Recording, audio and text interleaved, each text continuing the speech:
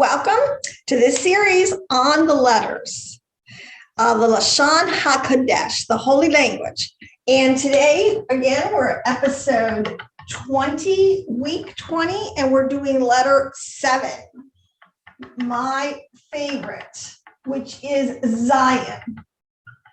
And this is 7 was my husband and I, our number. Everything we had sevens. Our house was 77. Our store was 741. Everything was sevens. And then when I became to know the number better, I thought, well, that's a great number to be associated with. But I have a great PowerPoint, and we're going to go right in. We're going to dive deep and see what mysteries we can come up with. So, all right. So the Zayin, it's that letter Z. And let's see, let's just start with its shape. All right. And as it looks, it's associated with a sword or an axe, a hammer, a dagger, anything that's sort of in that vein, which you can definitely see it has like a sword head and then the blade. So Zayin does. So the word actually does mean sword. Now, let's start with the numbers first, because we've been learning about how important, because they're confirming witnesses to each other. It's two sides of the same thing. So the numbers, to a large extent, are what is actually being the coordinates to construct the whole cosmos, seen and unseen. And the angels, or let's say the intelligences that are going forward, creating everything that Yahweh has prescribed to do, are following these paths. So let's see if and number 7, it represents time. Okay, so every letter has, especially in the first decade, the ordinal numbers really hold a lot more information to them actually than the rest of them, because they are the containers for the, like the law of first usage. It's a very important biblical exegesis technique. The first usage of a word gives a lot of context for it. So the first usage of this will tell us a lot. But 7 is always most represented in numbers. People see it all the time, these clusters of numbers. So one thing I will tell you is get out your chart. Remember, we have in the charts on the 7, and you can begin to see now, again, by meditating on these, by reading carefully through them and seeing the correspondences. These are all listings that, have been either taken out of things that the sages have already seen, or things that I've seen, things that everybody has seen these in the word. So we're just trying to make a one-stop shop for all the 7s. But by and large, I want to give this overarching thing again of what it means to study Torah. Many levels of understanding, okay? But on one level, and I think this is on the deepest level, when the sages are always saying to study Torah, they're talking about the first 5 books of Moshe, which are not just a story, like a storytelling, writing down a story that's been told through generations. No, it represents an absolute divine code. See, that was given from the Father to Moshe on how to transmute, or actually transmute is a good word, or to transmit the huge knowledge that he was giving them, giving Moshe, giving the elders, and then giving the children of Israel, that was supposed to go forward for multitudes, generations until the time of Mashiach. So I want people to understand that in the book of Moshe, which has a couple names, the law of the testimony, it's called the Torah as a noun when it talks about the 5 books of Moshe, which is Genesis, Exodus, Leviticus, Numbers, and Deuteronomy. It's the books that primarily the Parsha, every year that the Jews read through the whole cycle of it every year. But there are there's over 4,000 rules used in scribal transmission. There's nothing haphazard about this. But the interesting to know is that there are 850,000 letters. I didn't have that number right in front of me before, and I wanted to document it in one of these slides because it's true. 304, 805. They knew it. I mean, I swear these scribes could have probably known exactly where. Well, Yeshua did. This is the level that they studied it on. If they opened up a scroll, they would know exactly where what they were looking for was. because they were also broken down, these letters, into 248 columns.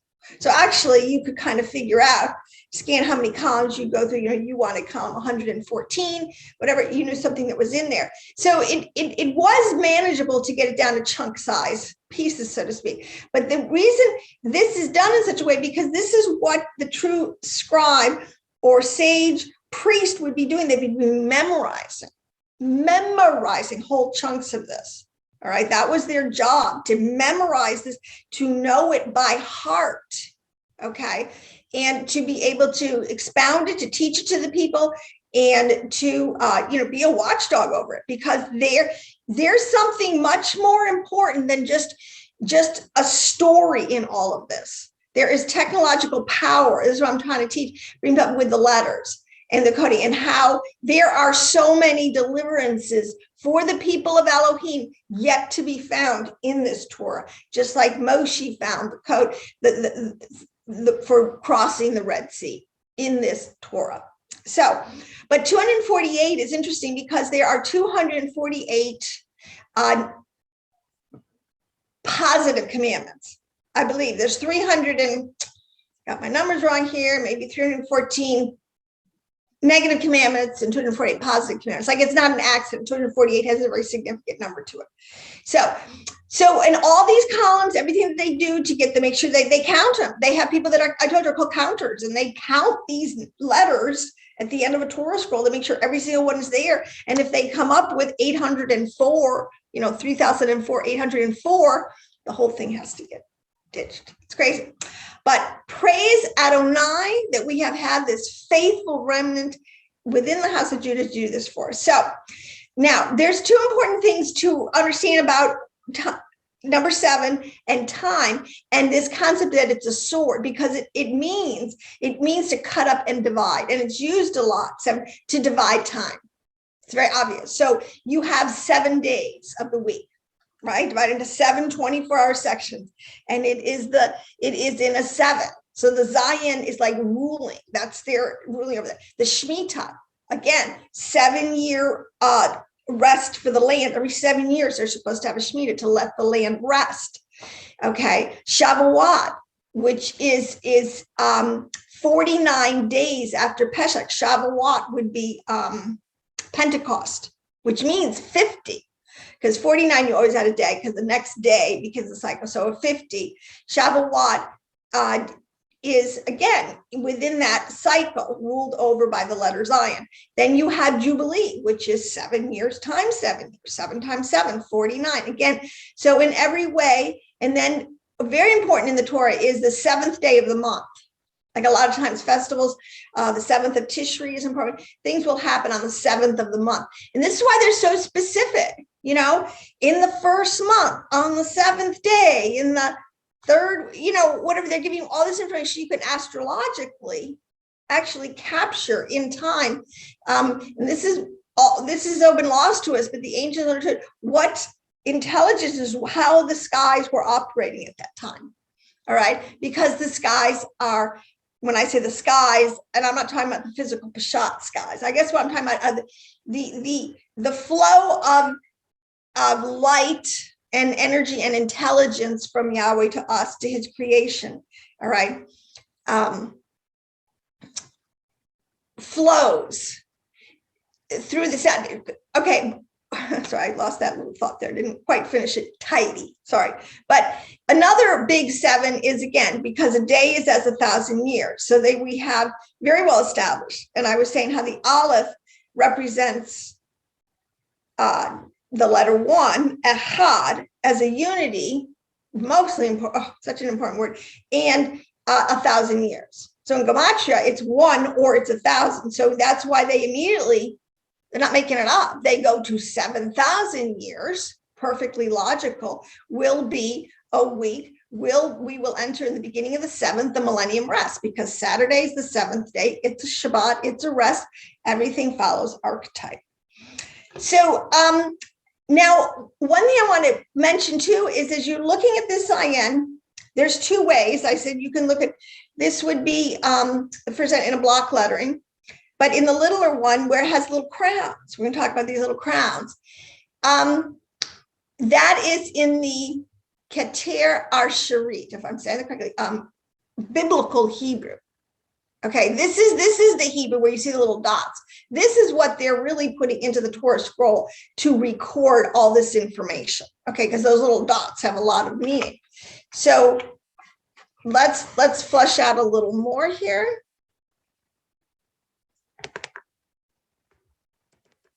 Now 7, again, we know is a number. It ends in spiritual perfection, because all these cycles, there's no remainder. If we were back at a perfect calendar, we would have figured out where there's never a remainder. You don't have to sleep. Everything fits. Okay, and we will get back to there, because really and truly, I just cannot believe how the universe is on such a incredible tight schedule and intelligent schedule. It's just so incredible how the chaos is really all produced by us. God does not produce any chaos. It's really funny. We do it through our own, roaming around in the darkness. Okay, but it does mean, it means completion, it means rest, it means wholeness, it means blessing, finality. Everything is back in a state. And that's, I think of rest, not just, sitting on your couch. It means where things are energetically at rest, all frequencies are in perfect harmony and in perfect rest and resonance with each other in all of creation. Because it really does represent more to sound, because being her voice, these words like voice and sound went into all the earth. These are talking about frequencies. Yah trying to get people saying. He is saying. Yah spoke. He says. He's constantly speaking. This is what he says. He's constantly talking to us in a million different ways. If people, stop and listen. So, but an interesting thing about these little crowns at the top. First of all, it's a feminine principle. The Zayin is a feminine letter. It has a feminine energy to it. Okay. Now, there's a very famous verse in Proverbs. It says that she is the crown, and you could substitute the word wreath. Okay, that has the crown or the wreath of her husband. Okay, now see what's needed to be understood on the deeper level. We're not talking about some physical woman, all right? We're talking about she is a code word for Bina.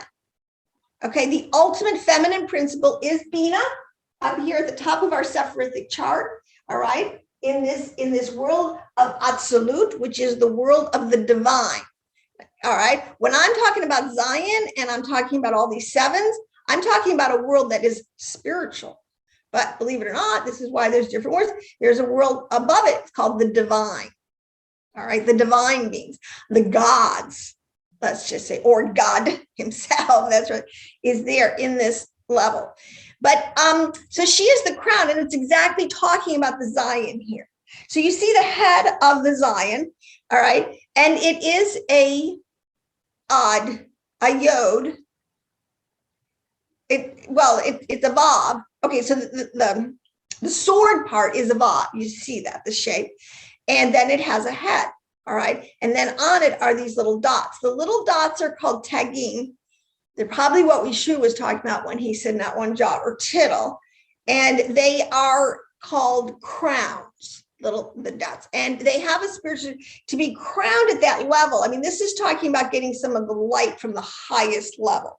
So everything. So again, this is coming from Bina. These 3 dots are representing the wreath of her husband. Now, Vav, we know, is the husband. He is the groom. Right? The son is also known as a groom who's going to marry a bridegroom, right? So she were the bridegroom. So again, you're seeing that these differences are important, to understand kind of who is being talked about, the relationship on the tree of life. So Bina is the crown of her husband, which is known as the Vav, the 7, the Zeron pin. And we'll get into that. But that's exactly true to this. Bina is the mother of all living. The son, the first, she has the husband, Ab, let's say our heavenly father, heavenly mother, Abba and Ima. In archetype, you're not going to have a son. Well, that's who they're having. Okay. So, and this is, so I said it's like a vav with the crown on its head and a sword.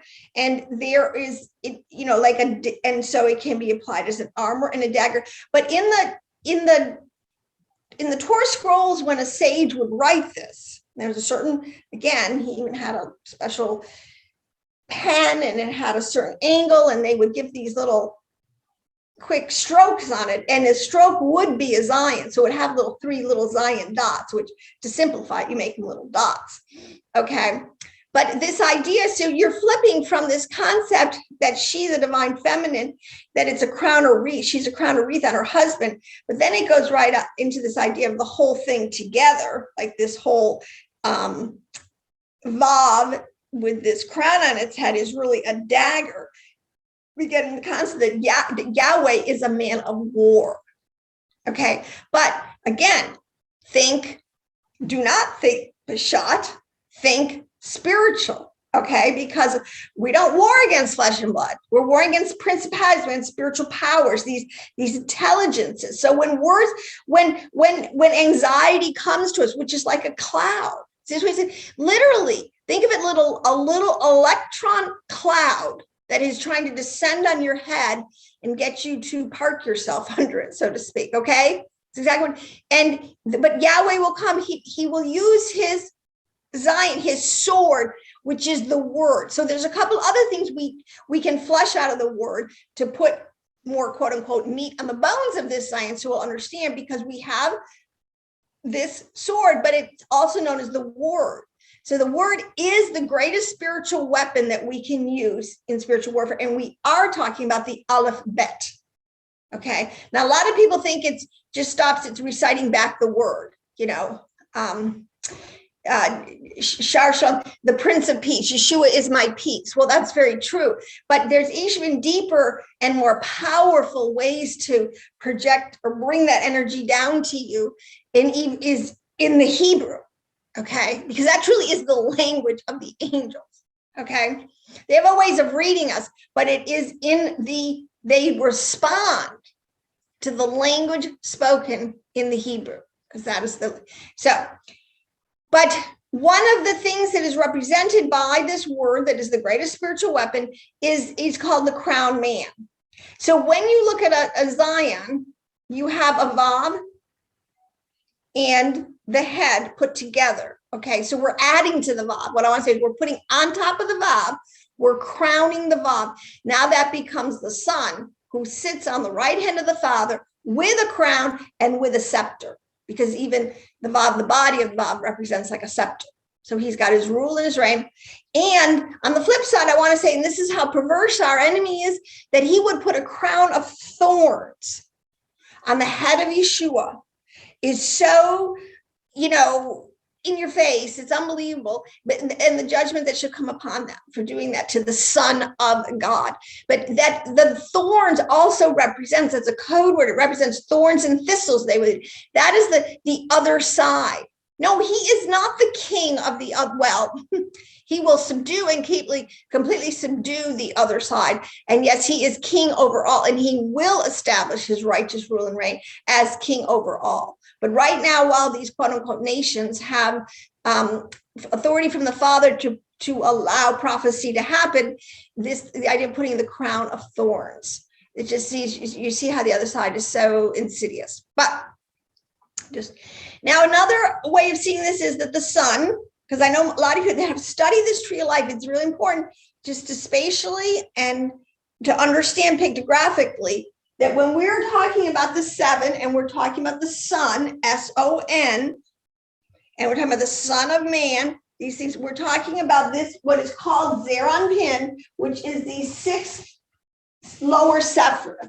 Now, we do include Earth, but it really is a future promise. We know we will be eventually grafted totally back in, but right now there's a separation, but we are considered. So it's 6 in functionality now.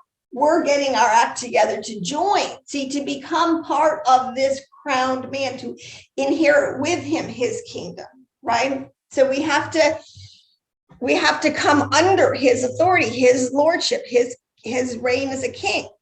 So, but again, in the Zoharic language, this is 6 Sefiroth, this is Tiferet, this is the throne, literally, of the divine chair. This is the seat of all authority in heaven and in earth. All right. So again, Zayin is the 7th letter in the alphabet, and it has 3 tagim. So if you look at this little diagram, and here, look, add it up. So if Zayin, the whole letter represents 7, right? That which you can translate to 3 Sefiroth. So 3 plus 7 makes 10. So there you have it. Everywhere you look, the archetypes hold up. So let's go to this one. Oopsie, sorry. No, I think I got this one. So back to this idea of, no weapon formed against us, because it's what we understand. I think the power, we're getting there, but the power in the spoken word, and I mean the spoken Hebrew word, okay, that's where we need to finally end up, because that is the pure language that we will be speaking in the millennium. That is what will be restored. I'm sure we will have other common languages. I mean, I'm not sure. I would assume, I don't see anything wrong with that. But in terms of, again, temple worship, temple ritual, teaching the nations, what are we going to use? We're going to use Hebrew. Everyone's going to learn. This is because we're going to go back to, we don't have to have translations. Filters, we have it right there, and we have the master teaching us exactly. He is the word. Who better could tell about himself than he himself? So now a couple of verses that everyone is familiar with. Again, so no weapon formed against you shall prosper. Okay, and you shall refute every tongue that accuses you. This is the heritage of the servants of Adonai, and their vindication is from me, says Adonai. And that's in Isaiah 54. But again, the no weapon formed against you, we understand, like I said, a lot of warfare is,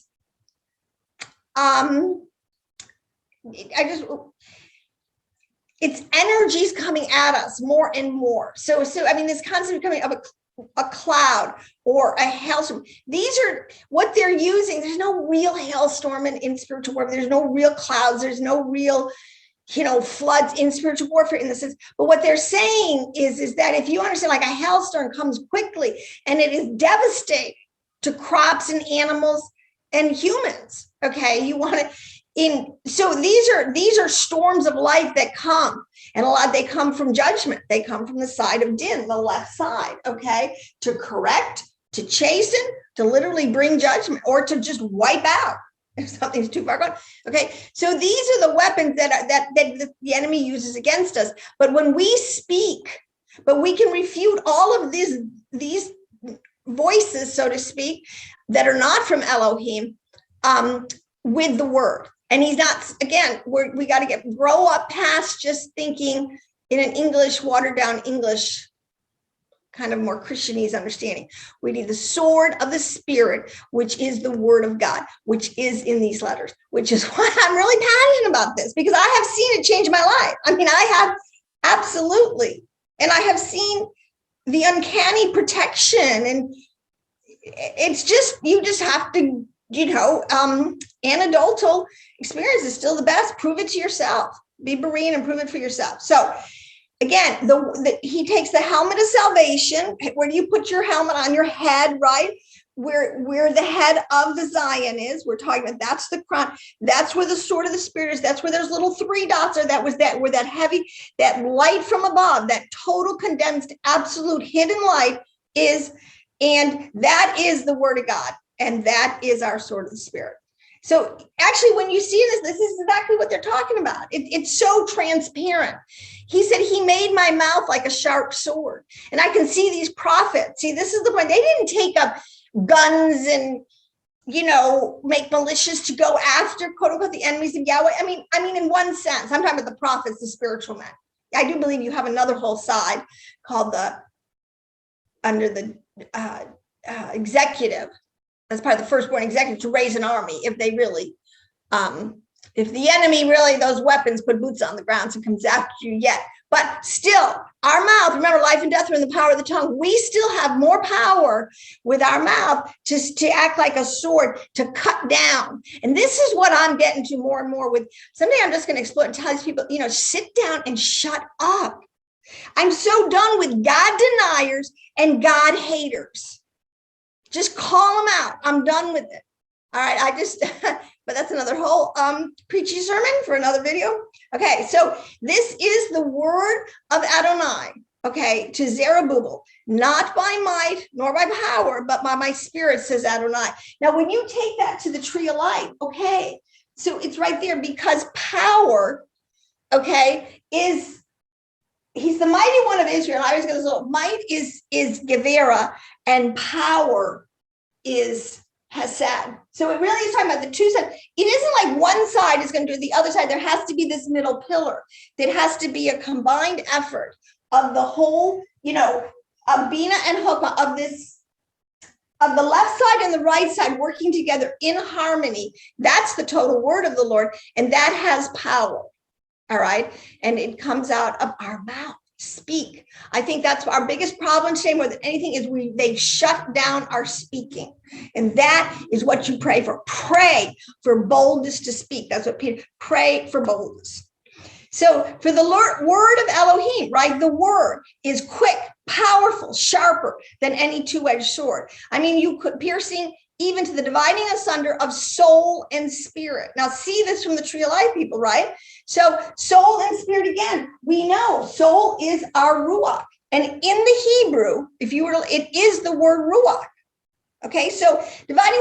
So this word is so subtle in its judgments that it can judge between, sometimes we rationalize in our own heart, emotionally, it's hard. I fudged on that. Look at all the things that were against me. We rationalize, but yet the conscience of God, the spirit of Elohim, will come in and cut that and say, nope, you're over the line.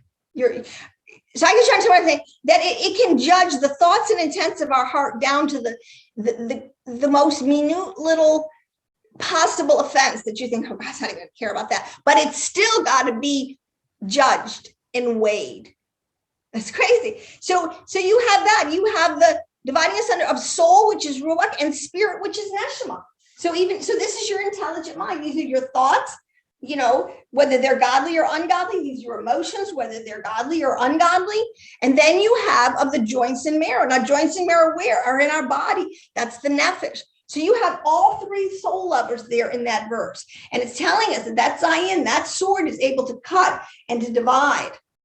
That's how much empirical knowledge is in the Torah that literally you can't find. And that's what a lot of the sages do forever when they try to put together the drash, the law, and what is the right thing to do in a situation, to weigh it, to judge it, to look at it from different angles, to see the culture, to try to discern the influences behind it. There's so much that goes into making a weighty decision.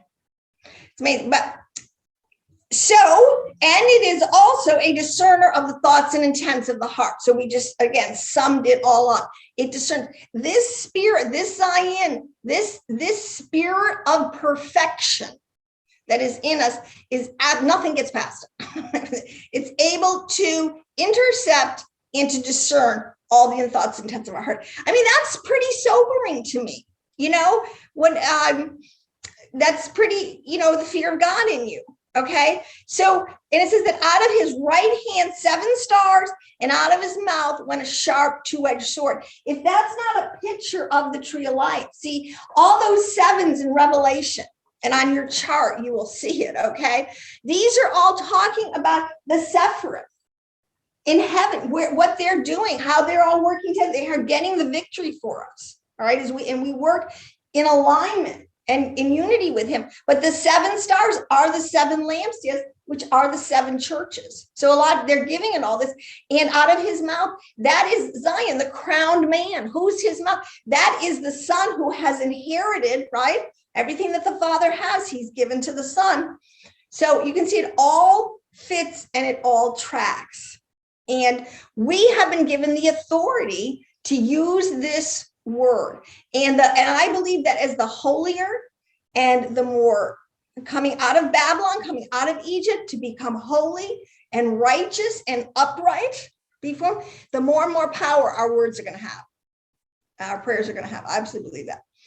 So a couple one big, and I think I've shared this before, but to illustrate the point, in the word truth, which is the word emet in the Hebrew, it's made up of an aleph, a mem, and a tav. And literally, if you graph that out, The Aleph is the very first letter. Okay, the Aleph is the first. It's a pictographic way of saying. I mean, even in the letters, arrangement of the letters for the word of truth, he's the beginning and the end, the Alpha and the Omega, the whole word, right? In the beginning was the word was God, the word was with God. There's no separation, no division. But anyways, so the Aleph is first, the Mem is in the middle, the Mem is right in the middle of the letters, and then the Tav is at the end. So it's telling you right there, it contains the whole thing. The beginning, the middle, and the end. And that is truth.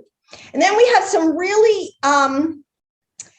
important words. There's a lot that you could do that have the word Z in them.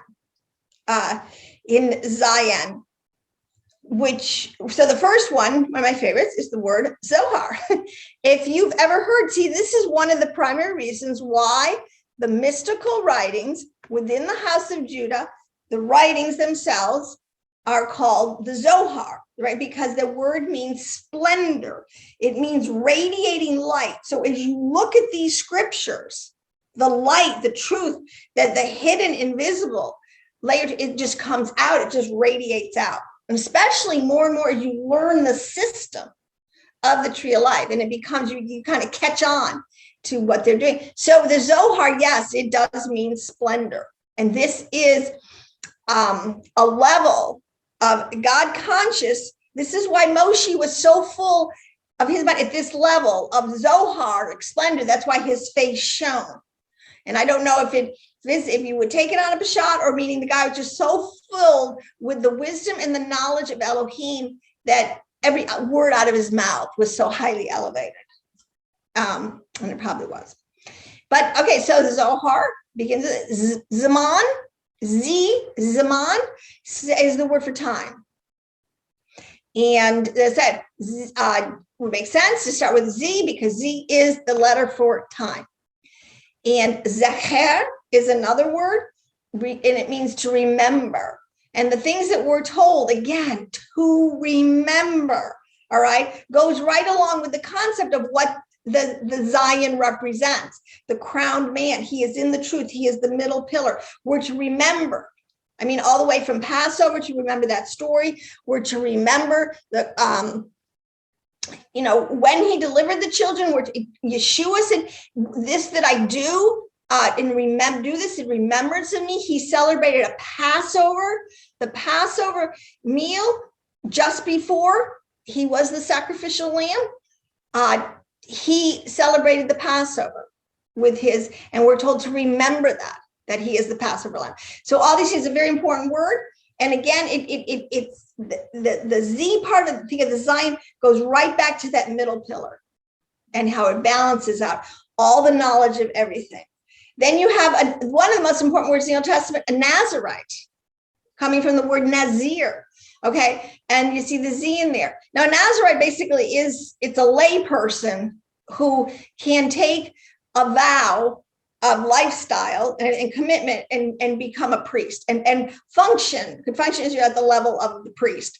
So they could take the Nazarite vow. And we even see this in the New Testament with Paul and some of the people that were traveling with him. They took Nazarite vows to prove their absolute fidelity and allegiance to the Torah of Elohim. I mean, it makes perfect sense. What else would these people do? There would be no greater or higher act that they could do to prove their loyalty to Torah than to become Nazarites. Okay, Zebulun, one of the tribes, is got a Z, and a Zebulun is an interesting. They're sea merchants, and there's another thing in their blessing. Sea merchants and something else, but again,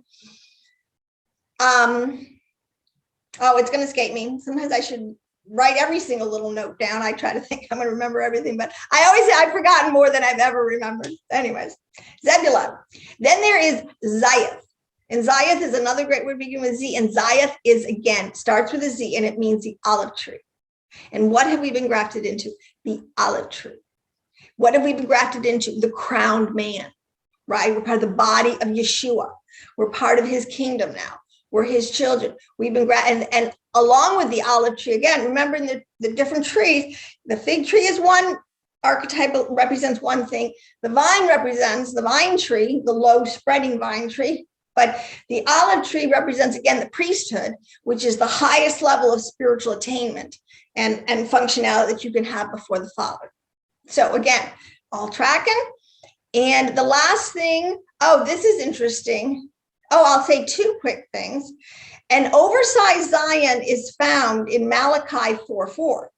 If you look in the Hebrew, that's why a lot of times getting in, it's going to be very exciting. Just get to be able to sight read enough in the Hebrew, take little paragraphs and just look at them minutely, and you're going to start to see so many with all the dots and the vowels, and you'll see these numbers enlarged, an enlarged Zayin in the middle of Malachi 4:4, and the verse says to remember the Torah of Moshe, my servant. So it's like, that's like emphasized exhortation, like Zayin, like remember of anything, people, don't forget the Torah of my servant Moshe. I mean, you can't be more emphatic than that. And also in those 300, let me make this last point because, again, we'll wrap up the Zayin here, but of that 304, 805 letters, the very middle letter of these Torah letters is a Vav, which I told you is the hook, is the shoot, is that what between heaven and earth, or between above and below.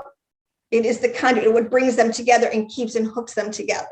So all of these things, again, these guys were onto something. They knew exactly what they were doing. They had a system to retain and to transmit it down for what? For our generation, the last generation, to learn these divine codes again. So I hope that blessed you, Zayin, and we'll come back. We're going to work on the letter Het, the 8th letter, next. Shalom.